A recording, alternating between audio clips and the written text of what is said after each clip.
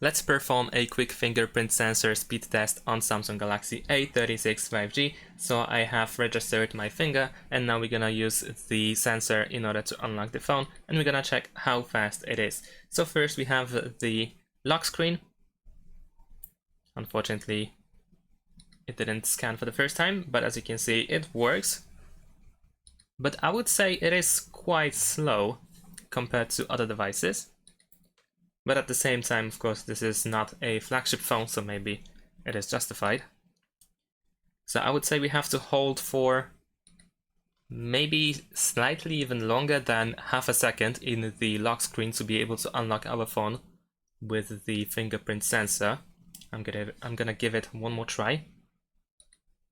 So yeah, it works just fine, but I would say it could be a little bit faster if you think about it.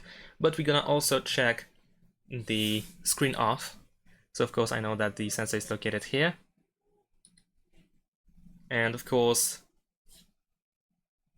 it is even slower, but that is normal on pretty much every device. The fingerprint sensor is slower when the screen is completely off.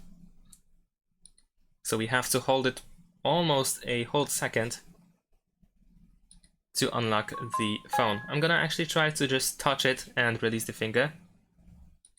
Okay, so maybe the animation is just slow. I think so, yeah. So one more try. Okay, a little bit longer. Yeah, so I guess the animation to unlock the phone is just slower because we don't have to hold it for as long. I'm gonna also go to the lock screen one more time. So if you just tap it, then of course it won't work. But if you hold it for like maybe slightly less than half a second, then it works just fine.